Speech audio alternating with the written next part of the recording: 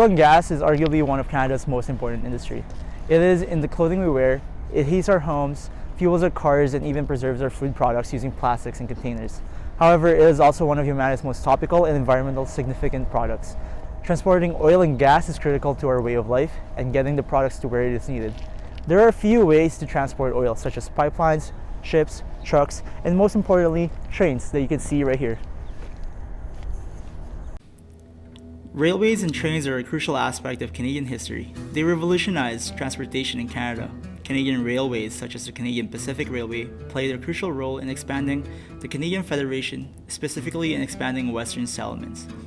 Rails have been used in Canada as early as 1720, where primitive railways were used to transport stone at the fortress of Louisbourg. One of Canada's important early railway projects was the Grand Trunk Railway, which was an attempt by Montreal to capture traffic from the USA in the Great Lakes region and connect to the Canadian West in the 19th century. Importantly, the Grand Trunk Railway was one of the earliest recorded uses of train to transport oil to refineries in Wyoming, where the oil could be sold on the market. The Canadian Pacific Railway also has a large impact on Canadian history. Between 1880 to 1885, the CPR was built with the goal to connect British Columbia to the rest of Canada. Importantly, during the construction of the railway, the CPR struck gas on a well near Medicine Hat, leading to the discovery of Alberta's oil resources. This well was one of a series of wells to get water to produce steam for the CPR trains. Canada has a rich history of transporting oil by train, and importantly, the use of rail to transport crude oil has also been increasing.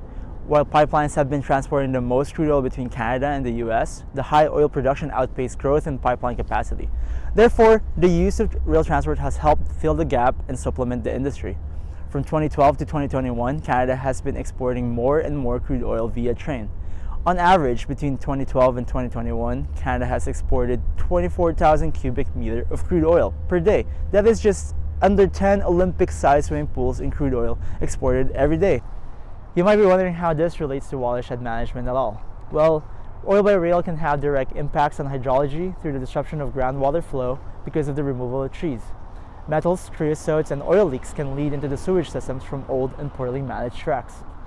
Trains can be seen chugging along rivers and shorelines, often passing over them by bridges. The creation of bridges can impact water bodies through sedimentations in the construction phase and can also impact flow rates. The Bonnybrook Bridge behind me partially collapsed in 2013, but was mostly associated with flooding. A collapse like that could have large implications on the Bow River, which feeds into the Western Irrigation District. Train derailment is a common cause of leaks and spills that could eventually lead to the waterways. Such incidents happen on high-risk areas such as tight corners and areas with worn-out tracks.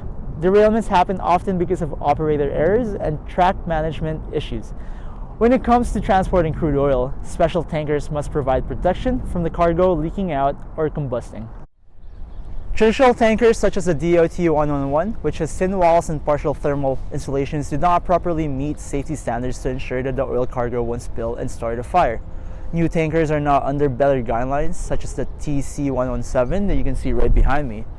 However, derailments and spills are still happening. None of the things they are doing with the tank car improvements will reduce derailments, but they will reduce the severity of the incident. One of Canada's most famous railway disasters occurred in the town of Lac-Mégantic, which is a town in southeastern Quebec. The disaster was caused by consistent negligence on behalf of the train company MMA Railways. The train conductor noticed excessive smoke coming from the train during the trip and decided to pull over and spend the night in Lac-Mégantic. Though the conductor did apply 7 handbrakes to the train to prevent it from rolling, unfortunately, the train was parked on a slightly downwards incline, and the 7 handbrakes were not enough to prevent it from rolling and barreling down the train tracks at high speeds, until eventually crashing into the town of Lac-Mégantic. The disaster resulted in deaths of 47 people and significant damage to the town. The disaster also caused over 100,000 liters of oil be leaked into the Chaudière River. Emergency action was immediately taken to mitigate damages as a result of the spill, and multi-organizational cleanup effort was conducted. And here's a before and after of the town of Lac-Mégantic.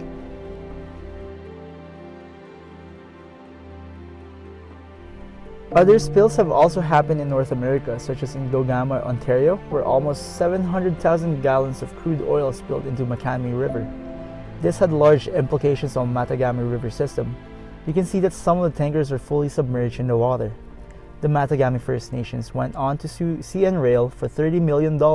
The $30 million suit alleges that the damage in turn has created health risk for the population and crippled community members' ability to observe their indigenous traditions, including fishing, hunting, and gathering. Additionally, a close to recent accident that occurred in Dune, Iowa, where over 160,000 gallons of crude oil spilled from breached DOT 117 tankers in 2018, making its way into the Little Rock River. The tank cars carrying tar sand oils were coming from Canada, making its way to a Texas refinery. The train derailment was tied to a heavy rainfall and flooding, which washed out the tracks. A sheen of oil can be clearly seen spreading over the surface water, and the flooding may have increased the range of its impact, immediately shutting down drinking water wells of nearby city 5 miles out. There's a lot of risk involved in moving oil by train, especially across borders and lengthy transports. These are just a few examples of some direct impacts of oil by rail that can have on our watersheds. Even though using pipelines have their own associated risks such as leaks and environmental damage during construction, pipelines are a much safer and cheaper option for transporting oil and gas, importantly having less damage on watersheds.